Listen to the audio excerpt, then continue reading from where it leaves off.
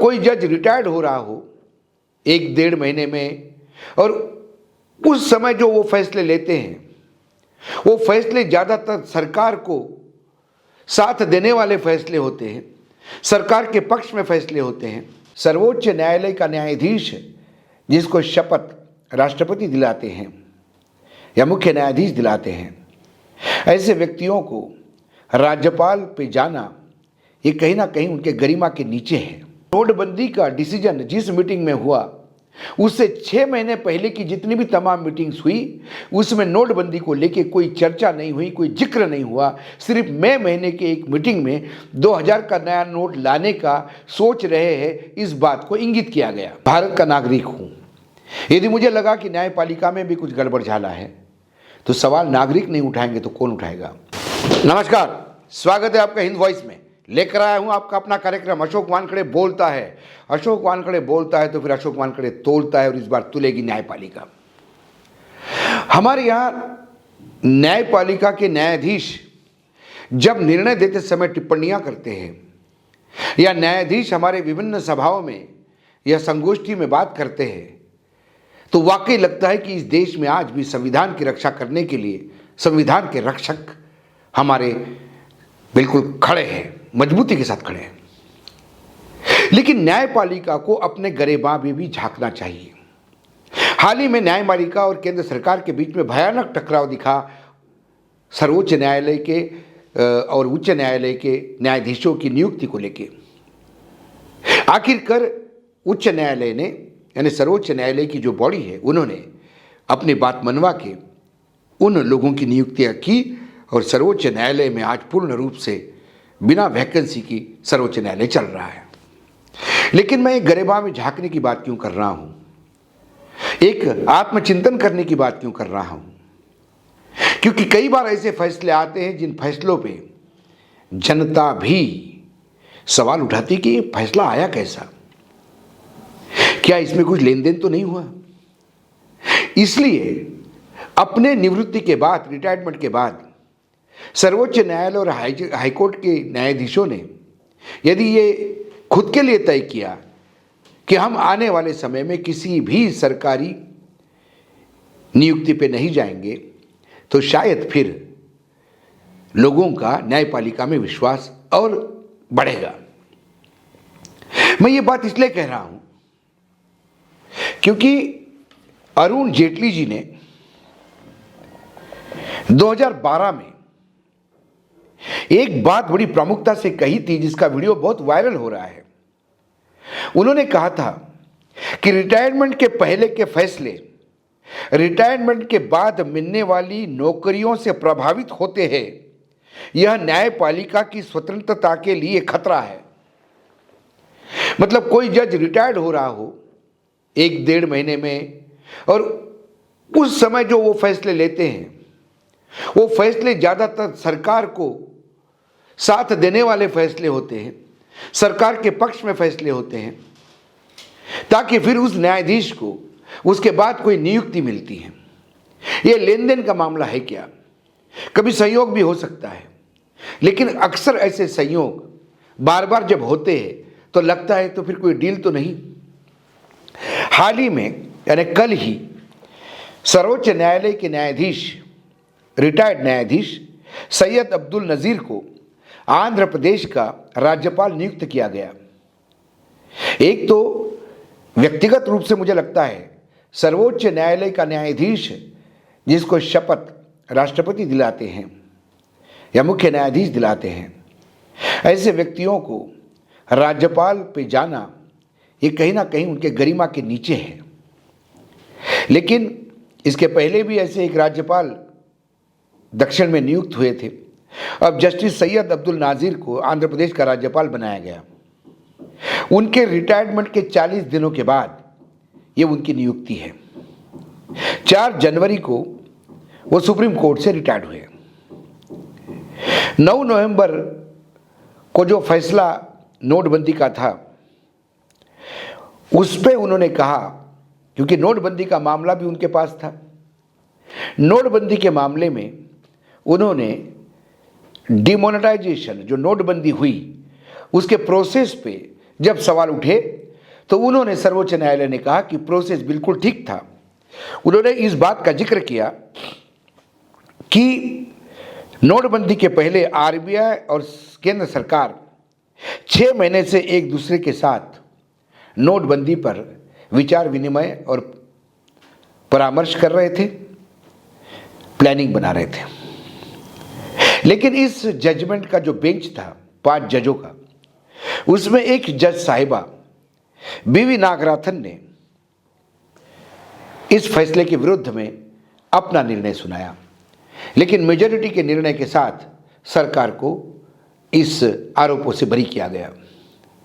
नागराथन ने जी ने कहा था, मैडम ने, वो अभी भी वर्तमान में जस्टिस है, उन्होंने कहा कि इसमें आरबीआई ने, रिजर्व बैंक ऑफ इंडिया ने अपना विवेक का इस्तेमाल नहीं किया, सरकार के कहने पर ऐसा किया, इसलिए यह गैर कानूनी है। लेकिन उसके बाद हमने हिंद वॉइस में इस बात को भी जनता के सामने लाया कि इंडियन एक्सप्रेस ने जब आरटीआई अदालत की आरबीआई के डायरेक्टर्स की विभिन्न मीटिंगों के ब्यौरे मंगाए तो नोटबंदी का डिसीजन जिस मीटिंग में हुआ उससे 6 महीने पहले की जितनी भी तमाम मीटिंग्स हुई उसमें नोटबंदी को लेके कोई चर्चा नहीं हुई, कोई जिक्र नहीं हुआ। सिर्फ मई महीने के एक मीटिंग में 2000 का नया नोट लाने का सोच रहे हैं, इस बात को इंगित किया गया। तो फिर आरबीआई का किसने कंसल्टेशन सरकार के साथ किया? क्योंकि आरबीआई का सर्वोच्च नोटबंदी जैसा बड़ा मामला आरबीआई के बोर्ड की मीटिंग में नहीं होगा, ये तो हो नहीं सकता। फिर वो आरबीआई के कंसल्टेशन ही नहीं है। ये तमाम बातें जब इंडियन एक्सप्रेस ने सामने लाई, इसका मतलब या तो सरकार की तरफ से झूठ एफिडेविट दिया गया या सर्वोच्च न्यायालय ने जानबूझ के उसको निगलेक्ट किया। सोच तो यही सकता है आदमी। तब भी मैंने कहा था कि जस्टिस नाजीर ने एक बात कही रिटायरमेंट के बाद अपने भाषण में।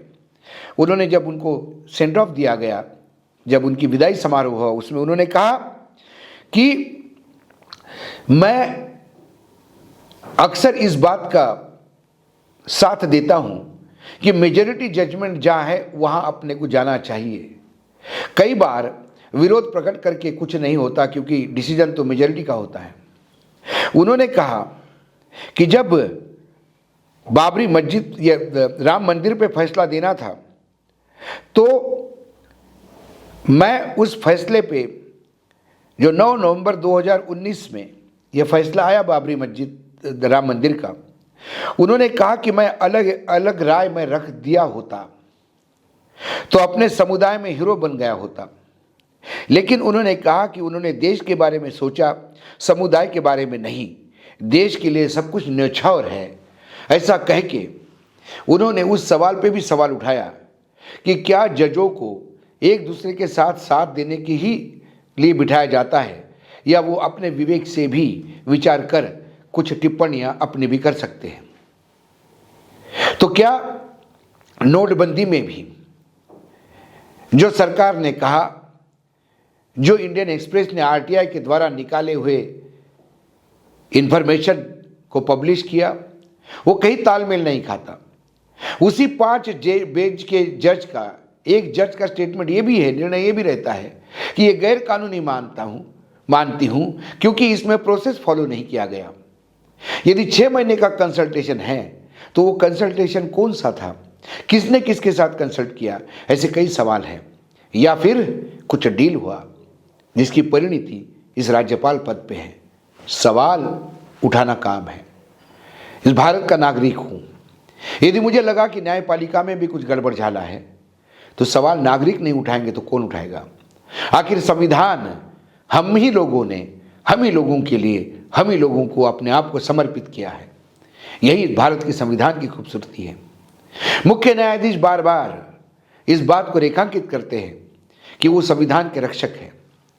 तो फिर संविधान के रक्षकों को कम से कम सरकार की नौकरी करने से या सरकार से ऑब्लिगेशन करने से परे होना चाहिए, क्योंकि कहीं ना कहीं फिर सवाल उठते हैं। हो सकता है इस डील में कुछ डील भी नहीं हुआ हो, लेकिन फिर दिखाई तो वैसा ही देता है। इतने लोग मारे गए नोटबंदी में, उसका कोई जिक्र नहीं। मैं मानता हूं सर्वोच्च न्यायालय के सामने सिर्फ एक ही बात का जिक्र था कि प्रोसेस ठीक था या नहीं था। प्रोसेस आरबीआई को बताना होता है कि वो नोटबंदी सरकार करे तो क्यों करे। आरबीआई के एक्ट के तहत नोटिफिकेशन निकलता है। तो आरबीआई ने यदि डिसाइड किया तो 6 महीने पहले से आरबीआई की किसी भी बोर्ड मीटिंग में इसका जिक्र क्यों नहीं है? ये अहम सवाल है और इसको कहीं ना कहीं जवाब आरबीआई को देना होगा, केंद्र सरकार को देना होगा, सर्वोच्च न्यायालय को भी ये जिम्मेदारी तो बनती है कि इंडियन एक्सप्रेस की उस बही हुई खबरें पे फिर से एक बार कॉग्निजेंस लेके आरबीआई को पूछे, एक इन्फॉर्मेशन आप हमको देते हैं, एक इन्फॉर्मेशन आप आरटीआई में देते हैं, ये विसंगतियाँ कैसी? लेकिन अब इस पर कोई बात नहीं करेगा। सरकार की भी बल्ले बल्ले हो गई। सरकार कहती है कि हमने संविधान के रूप में रह के किया।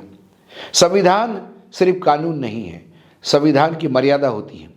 हर पद का एक मर्यादा होता है, मर्यादा होती है। संविधान की कुछ परंपराएं होती हैं। परंपराएं, मर्यादा, ये तमाम चीज़ें उस संविधान को ठीक से रेखांकित करती हैं। यदि संविधान को मात्र शब्दशः उसका अर्थ लेकर यदि संविधान को लागू किया तो फिर उसमें कई ऐसी जगह है जहां फिर डील तो होते हैं, व्यवहार तो होगा।